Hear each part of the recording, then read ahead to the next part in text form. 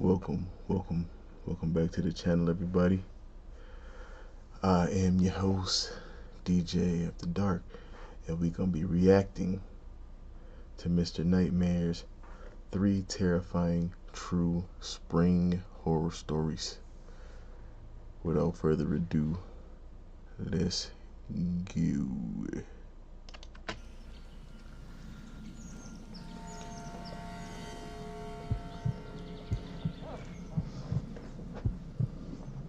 I'm a single guy in my mid-30s. This happened a few years ago during a somewhat depressing period in my life. I had just broken up with my girlfriend of 5 years, the girl I thought I'd be marrying one day and starting a family with. It's safe to say I was pretty lost at that time. I can't lie, the psychological damage of the breakup was pretty severe. I spent entire weeks sulking and forgetting to take care of myself. I'd wake up, talk to no one, go to work, talk to no one, and come home to spend the rest of the day in bed. Hey, that sounds like a great life, my boy. That sounds like a great, excellent life. Don't be complaining. You don't need no girlfriend for real. I'm just saying, not everybody, but recover, okay? Don't be worried about that stuff right now. Weekends were even worse. I'd forget to eat and I wouldn't leave the house. I'd binge watch movie after mind-numbing movie, not even realizing what I was watching half the time. But enough with the sob story. I'm much better now, although I still often think about the life I could have had if things went differently. Anyway, it was a Saturday night. I was slumped on the couch, barely moving except to hit play on another random movie. I couldn't even tell you what it was. Just another mindless action flick I'd forget about by the time it ended. For context, I was in my room, which is on the second floor of my house. Okay, I have a makes couch sense. and a TV in my bedroom, so I typically never watch TV anywhere else but there. At one point, I looked down at my phone. It was a few minutes after 9 p.m. I remember that distinctly because my mom was calling me for like the 4th time that day. I didn't want to ignore her, but I let it ring out anyway. I knew she meant well, but I couldn't bring myself to talk. I didn't want to hear the usual questions about whether I'd eaten or gone outside. Eventually, I got tired of whatever was playing and backed out to the menu. I wasn't really in the mood for anything, but I clicked on some random horror movie I'd never heard of. It was one of those generic ones with a grainy thumbnail. I figured I'd half watch it until I fell asleep. About 20 minutes in, I realized the movie was even worse than I expected. The audio was a mess. Every time someone talked, I had to turn the volume way up just to catch a word or two. And then the next sound effect would blast through the speakers and damn near rupture my eardrums. For whatever reason though, I kept the movie on. I think it was just because I was too lazy to change it again. At some point, I started noticing this weird sound effect in the movie. It was this sharp, metallic clang, kind of like a pipe hitting concrete. It didn't match anything that was happening on the screen. No one was holding metal, and no one was in a warehouse or anything like that, and it wasn't timed with the scares either. It would just show up every minute or so, like the director had accidentally looped it or something. Same exact sound, same volume, and same pitch. It was almost too consistent to be a coherent sound design choice. That, plus the fact that the rest of the audio was mixed so poorly, made me question how the movie had even made it to streaming platforms. The poor quality of the movie actually made it harder to turn off, partly because I was enjoying criticizing it, but also partly because That's the key. Make some super terrible, horrible stuff, put it out, and people will be like, man, what the fuck is this? Why am I watching this? Trash. Throw it away. I can't stop looking. needed to see how something so terrible would play out. About halfway through, I got up to use the bathroom, and for whatever reason, I actually paused the movie instead of not caring enough about what was going on. When I got back and sat down, I grabbed the remote and hovered over the play button, but right as I was about to press it, I heard that sound again. That same sharp metallic clang, except this time, the movie was paused. I froze for a second, just staring at the screen. No audio, no movement. The sound had been clear as day, and it had come from somewhere inside the house. That's when it clicked. It had never been part of the movie. I stayed completely still, trying to make sure I hadn't imagined it. I watched the paused screen and just Oh listened, no. hoping my mind had just been playing a trick on me. But then, Hopefully, about 45 seconds see, later, it's not there it was gonna again. make it. The It's not exact gonna same clang. I It's- didn't waste another second. I immediately jumped let me up, see. grabbed a knife from my desk, and started moving room to room, frantically checking Damn, every it's not place gonna someone make could it. possibly be hiding. Every room in the house was clear, though. There was no one. In fact, there were no signs that anything was out of place either. But as I walked back up the stairs with my heart still pounding, I heard the clang again. It wasn't as loud this time, meaning it must have been coming from my room, where I had been watching the movie. But I had been sitting there the whole time, so that didn't make any sense. That's when it hit me. I had a few windows open.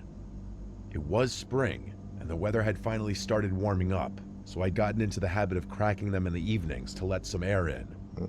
I started thinking maybe the sound wasn't coming from inside the house at all. Maybe it had been coming from right outside the house this whole time. I don't know why, but that thought scared me even more. I went over to the window and pushed the curtain aside just enough to get a look at the backyard, and there it was. One of the deck chairs was sitting out in the middle of the lawn, maybe 20 feet from the house, and standing next to the chair was a kid, a young kid. I couldn't really make out any of his facial features given that it was so dark out, but the silhouette was way too small to be an adult. It was 100% a little kid. He was holding what looked like a PVC pipe, which explained the noise I had been hearing. He must have seen me, because as soon as I looked out the window, he smacked the pipe against the chair. I instantly stepped away from the window and felt my body start filling with fear. I know it sounds silly that I was afraid of something like that, but I couldn't fathom what that kid was doing outside my house. Did he have some kind of mental disorder? It didn't make sense. And then I thought about the fact that he must have been standing out there for nearly an hour, which freaked me out even more. I tried to slow my breathing and think rationally. Maybe the kid was lost. Maybe he had wandered off from a nearby house and didn't know how to get back. I told myself I couldn't just stand there and do nothing. So I went down the stairs and made my way through the house toward the back door, trying to keep calm. I even turned on the porch light, thinking it might help the kid feel less spooked, or at least give me a better look at him. As I was turning the doorknob, I froze. Something about it felt wrong, like I was walking into some kind of trap. If that kid were really lost, wouldn't he ring my doorbell or call out to me through my window? And even if he were too scared to, and ultimately decided that banging a pipe against one of my chairs was the best option, would he really stick to that strategy after a whole hour? It was insane. Something in my gut told me not to go outside, so I slowly backed away from the door. I crept over to a small window just left of the door, one that overlooked the porch and part of the backyard. I kept the light off behind me and slowly tilted the blind with 2 fingers, just enough to see through without drawing attention, and there they were. There were 2 men wearing all black, crouching below my back door, as if ready to ambush me the second I opened it. I must have stared too long, because one of the men suddenly turned his head and locked eyes with me through the glass. I dropped the blinds and instantly dialed 911. I was halfway up the stairs when I heard banging on the back door. Those guys were trying to break in. I sprinted to my bathroom and locked the door. By that point, I was having a full-on panic attack. I felt like I couldn't move. I was struggling to breathe, honestly. Shortly after I got to the bathroom, I heard a crash from downstairs, followed by the sound of footsteps walking around below me. Those people were in my house. I heard a set of footsteps walking up the stairs, and I held my breath as they made their way down the hall. I saw the bathroom doorknob turn ever so slightly, followed by a loud bang, like they were trying to kick the door down. That made me lose it. I yelled at the top of my lungs that the police were on their way, and the person on the other side of the door instantly ran back down the stairs. A few seconds later, I heard one of the doors slam, then silence. The police arrived shortly after that, and I told them everything. There wasn't much they could do. I didn't have any cameras, and I wasn't even able to give them any valuable information. The one thing that made them take things a little more seriously was the fact that there was a child involved. According to the police, that kind of involvement suggested whoever these guys were, they weren't just impulsive criminals. They were willing to go way further, and that was the scariest part for me too. I don't like thinking about the poor kid's involvement in the whole thing. Every explanation I came up with is equally sickening. The police told me I was likely the target of a random attack, but the whole scheme was just way too elaborate, in my opinion. Nothing has happened since, though, and I've since moved on with my life. I just really hope that kid is somehow safe. What would y'all do in this situation? Because that'd be scary. Especially because you look out your window and see somebody in your backyard that you don't know, and they just looking at your window like,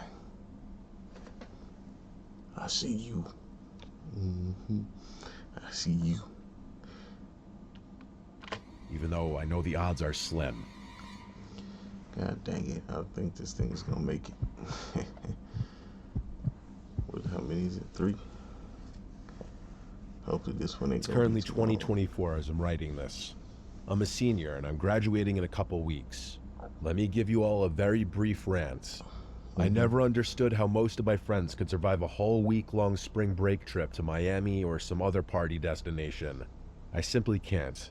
So for every year of college, spring break was an excuse for me to just go home and relax. This past spring break was no different. I'd essentially be going off the grid for a week, taking a break from grueling schoolwork and mindless drama. I was actually really pissed because I had been working on a flawless regrade request for a midterm I'd just taken, and my scummy TA denied it for no good reason. But anyway, it was a Monday morning. I didn't really have any plans, just needed to get a workout in, but that was about it. I've always been a morning workout guy.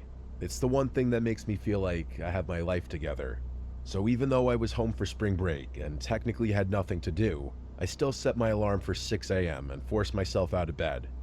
I figured if I got to the gym early enough, I could beat the rush. By 6:20, I was already dressed, out the door, and on the road. The drive to the gym takes about 15 minutes, mostly back roads through quiet residential neighborhoods. Nothing ever really happens out there. It was definitely a nice place to grow up in, but a little boring once I got older and all my childhood friends started moving on with their lives. I was driving along listening to some YouTube beats when something strange caught my eye. There was an ice cream truck parked along the curb, just sitting there, engine off, no lights. That wouldn't have been weird in the summer, I guess, but this was mid-March. It was still kind of chilly out. All the kids were still in school, too. There was no reason for an ice cream truck to be sitting there at 6:30 in the morning. It looked completely out of place. As I drove past the truck, I slowed down just enough to glance through the driver's window. It was empty. By the time I turned the corner and left it behind, I found myself thinking more about it than I should have. I don't know why. The sight just felt a little bizarre. It wasn't just that it was too early in the year for ice cream trucks. It was that I couldn't remember ever even seeing one in my neighborhood at all. Not even when I was a kid. My area just wasn't that kind of place.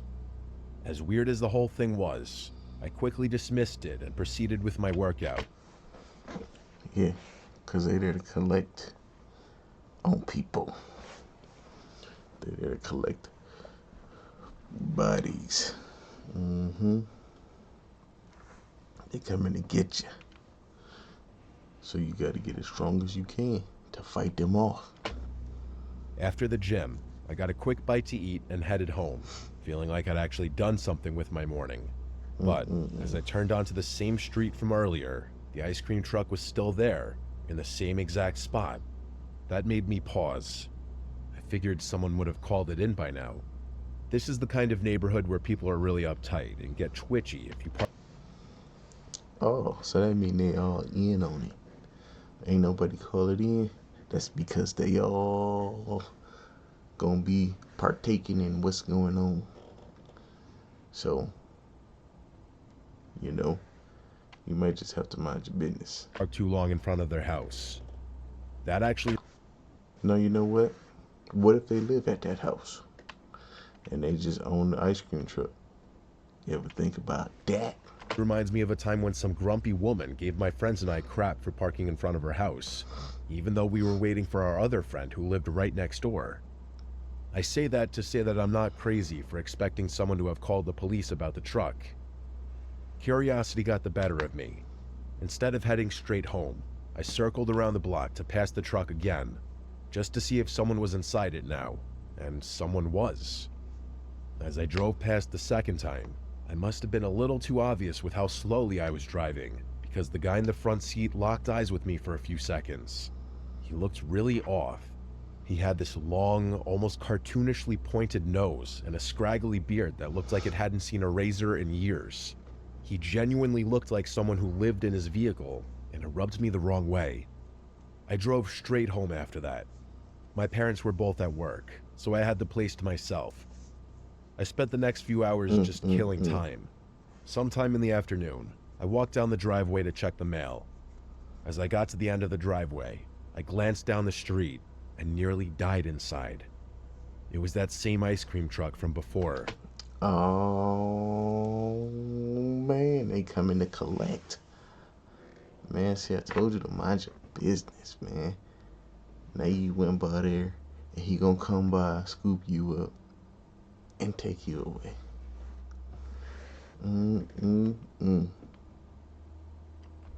It was parked across the street, about 3 houses down. It wasn't facing me, but I had a feeling it wasn't just a coincidence. I didn't move for a second. I just stood there, trying to make sense of what I was seeing. Had that guy really followed me home? I knew he had. And you there was wasn't no paying other attention. explanation. I grabbed the mail and walked straight back inside, trying not to make it obvious that I'd seen anything. Once I was upstairs, though, I went to one of the guest bedrooms. There's a window that overlooks the street from a better angle, so I pulled the curtain aside and peeked through. Sure enough, the ice cream truck was still there. I watched it for a few minutes, but nothing happened. I'm not sure what I expected to see, but I couldn't bring myself to look away. Eventually, I had no choice. Well,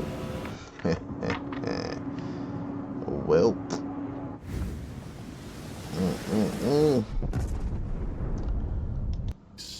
I didn't have all day to spend staring out a window, so I tried to get some stuff done on my laptop.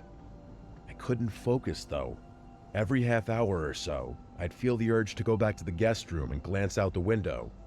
Every time I looked, the ice cream truck was still visible, but it was in a different spot, which meant the driver was intentionally moving around the street for whatever reason. I didn't know whether it was a good idea to call the police or not. I wasn't sure what I'd even say, given that nothing had actually happened.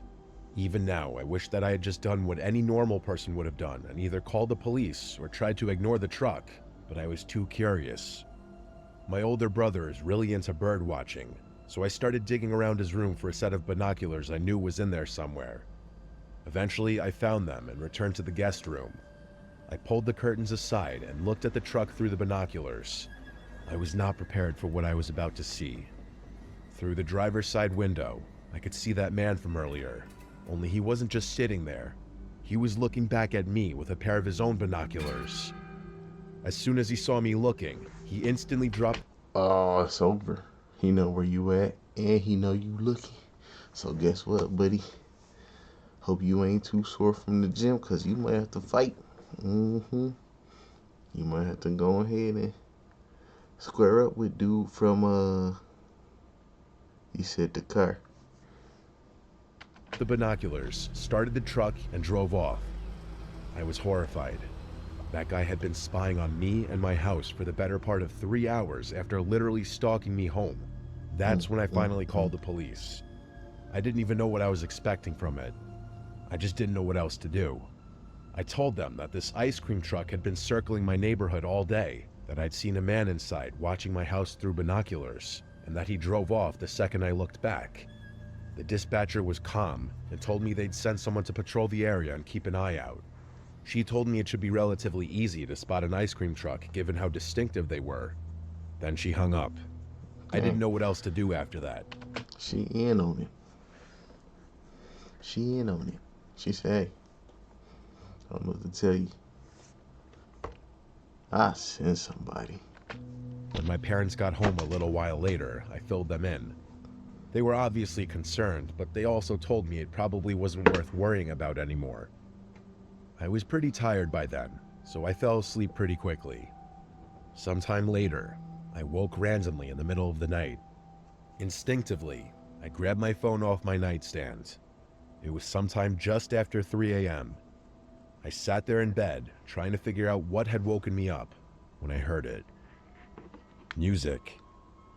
Mm. He coming to get you. It was very faint, almost too faint to notice at first. I kept listening, and panic started building inside me when I realized what kind of music it was. The jingle of an ice cream truck. Before I could do anything, something clicked softly against the glass of my bedroom window. I instantly connected the dots. Someone was throwing rocks at my window. That had to be what had woken me up. The music was way too quiet on its own. I sat frozen for a while, staring at the wall across from me. I kept telling myself to look, to just get up and check. But every time I started to move, my body locked up again. Eventually, I forced myself to do it. I crept toward the window and stood to the side of it for a second. On the count of 3, I peeled back the curtain in one fluid motion and looked. The man from earlier was standing in the middle of my front yard, right below my window, and on either side of him, holding his hands, were 2 small children, or at least they looked like children based on how short they were. I really couldn't tell on account of how dark it was. I didn't waste another second. I tried to ignore the pounding in my chest, stepped away from the window, and immediately went to wake up my dad. I had already dialed 911 by the time he went downstairs to have a look around. My dad's a pretty tough guy, so I figured he'd want to handle things himself. Unfortunately, that man had somehow slipped away in the few minutes it took us to get outside. The police arrived a while later.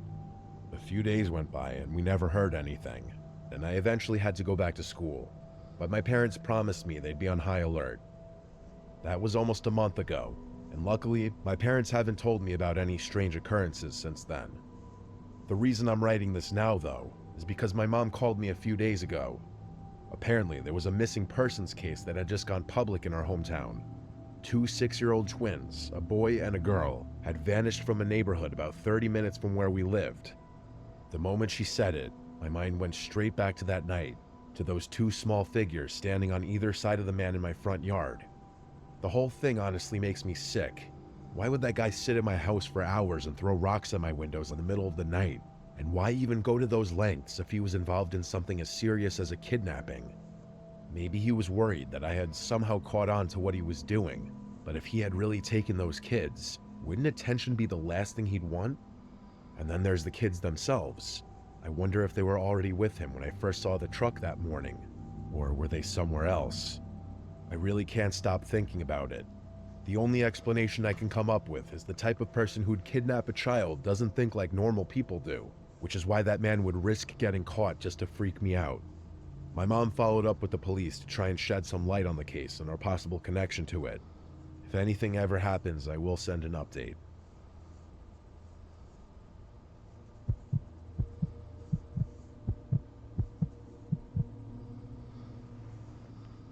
This happened last spring, about 9 months ago. I'm a sales associate for BMW, so my weeks are pretty busy. When I'm not at the dealership, I'm answering my phone.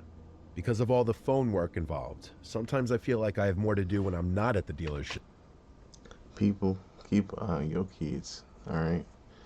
Don't be pushing people away, especially the little kids, because it's some sick people out here. It's terrible. And they're gone. As funny as that sounds. Because of the nature of my work, I pretty much have to answer my phone every time it rings, especially when it's an unknown caller. So, as you'd expect, I get a lot of scam calls, but I have no choice but to answer, just in case it's a client or an interested party. One night, sometime after 10 p.m., my phone started ringing. It was a number my phone didn't recognize. Normally, I would have picked up without thinking, but this time I was already in bed halfway through winding down. Something about how late it was just made me let it ring out. They didn't leave a voicemail. I figured if it was important, they'd leave one. But a few minutes later, the same number called again. I sat up and answered it. I was a little irritated, but I still tried to keep my voice polite, just in case it was someone serious. At first, all I heard was static, just this thick, uneven fuzz. I was about to hang up when I caught something underneath it. A voice. I held the phone closer and listened. It was my voice. I was 100%. Hang up the phone. Hang up the phone. You might need to move. Yeah, because that is insane. Sure of it. That actually made me freeze up a little bit. After a few seconds, I realized it was more than just a recording of my voice. It was a conversation I'd had earlier that day with a client. Just standard stuff, pricing, availability, setting up a test drive. Nothing sensitive, but it was definitely real. It was definitely my voice. I still don't know if it was the right decision, but I instantly hung up the phone. I sat there for a while, just staring at my phone, trying to make sense of what I'd just heard. I wasn't panicking, but I definitely wasn't calm either. The best way I can describe what I was feeling was a mix of confusion and unease. My first thought was that maybe it was the client I had talked to earlier. Maybe he had accidentally called me while trying to play back the call or record it for his own notes. I really don't know. It felt like a stretch, but it was the only explanation that didn't immediately spiral into something worse. That didn't really explain why the number was unknown instead of the number he had called from earlier, but it was the best I could come up with. The next morning, I decided to call him back, just for my own sanity. He answered right away and seemed totally normal, friendly even. But when I brought up the call from the night before, he had no idea what I was talking about. He sounded genuinely confused. I apologized for the mix-up and hung up, and for whatever reason, I believed him. The rest of the day was normal. I had a few appointments, followed up with some leads, nothing out of the ordinary. I didn't think too much about the call from the night before, but later that night, around the same time, I got another call. The number wasn't saved in my phone again, but it was different from the number that had called me the night before. This time, I answered it immediately. Exactly what I was dreading happened. It was another static-heavy recording of a conversation I had that day with a client. A different client. A whole different conversation entirely. I hung up again without saying anything. That night was when it really started getting to me, because now it felt intentional, and I noticed something else. The recording didn't include the client's voice. It was only me talking, like a one-sided call. I started wondering if someone had been listening in on my conversations and recording me somehow. I didn't sleep very well that night, as I couldn't stop thinking about it, but I didn't know what to do. I never thought I was a paranoid person, but the next week of my life proved me wrong. Every night for a week, the same thing would happen. I'd get a call from a random number and would listen to a staticky recording of a conversation I'd had that day. I started recording the calls myself. I can't even tell you why. I just thought it was the smart thing to do. By the third or fourth night, it started to wear on me. Not just in a creepy, this is weird kind of way. I mean, it started to actually mess with my head. I couldn't relax, I couldn't think. I'd catch myself looking out the window every few minutes, like someone might be standing out there watching me. I started triple locking my front door. Then I started leaving a light on in every room at night. At one point, I even moved a chair in front of my bedroom door. Looking back, it's really hard for me to explain any of these decisions, but my mind was in a very different place during that period. Anytime my phone rang, even during the day, I'd step outside and answer it from the safety of my car, where I could see every angle around me. It sounds crazy now, but I couldn't shake the feeling that I was being watched. At one point, I even brought it up with the police. I felt ridiculous doing it, but I figured if someone was monitoring me, I had to at least make some kind of report. The officer I spoke to was polite enough, but I could tell right away they didn't take it seriously. He said they could try looking into the numbers, but unless there was a direct threat or evidence of harassment, there wasn't much they could do. I don't know if they actually tried to trace the calls or just filed it away and forgot about it. Either way, it didn't help. If anything... Look here, man. You answered the phone way too many times. Way too many times. After that first one, ain't nobody gonna get you. Ain't no answering the phone. I'm gonna put the phone. I'm gonna turn the alarm on and put the phone in my drawer. Ain't nobody calling me talking about some staticky conversation with me. It made me feel more alone in it. A few days later, though, the calls suddenly stopped. That week of obsessively checking my surroundings and answering calls from my car must have deterred whoever was harassing me. Part of me wanted to believe it was over, but I couldn't relax. If anything, the sudden absence of contact actually caused me to spiral even further into paranoia. My mom is schizophrenic, so I always figured I was predisposed to developing some kind of mental condition, but it was literally happening right before my very eyes. I was becoming one of those reclusive people who think the entire world is spying on them. I ended up getting a brand new personal phone number. It was a massive headache. Switching numbers meant having to reestablish contact with clients, update everything linked to my phone, and risk missing out on people trying to get in touch with me.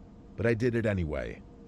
I couldn't shake the feeling that my old number had been compromised somehow. After a few more days of radio silence, the thing I was dreading happened. One night after work, I got another call. It was exactly like the ones before it. I kept my cool, and instead of remaining silent and hanging up, I actually spoke. I said something along the lines of, "I don't know who you are or why you're doing this, but if it's money you want, I've got it." I went on to say that I'd happily pay to be left alone. I gave the person my address and said I'd be willing to meet. Yo, And then, no. for the first time, there was an actual voice on the other end. It sounded like they were using a voice changer. And all they said was 11 o'clock before hanging up. I know what you're thinking. Why the hell would I volunteer my address like that? Honestly, I can't answer that question. I was acting irrationally, I know that. But it's impossible for me to explain exactly how my mind was working during that time, so I'm not even gonna bother. The next 4 days were the most traumatic and stressful moments of my life. I'm not sure how much I can even type out without getting too graphic, but here goes. I have a handgun in my house for personal safety. I grabbed it from my room, loaded it, and sat at my kitchen table and waited. I can't even begin to explain all the thoughts that were bouncing around in my head as I sat there. I contemplated a lot of things in those 4 hours. I'd go as far as to say that had it not been for sheer chance, I might not be typing this out right now. Just thinking about that night gives me a sickening feeling. 11 p.m. came and went, and no one showed up. There's no telling what I would have done had they actually showed up.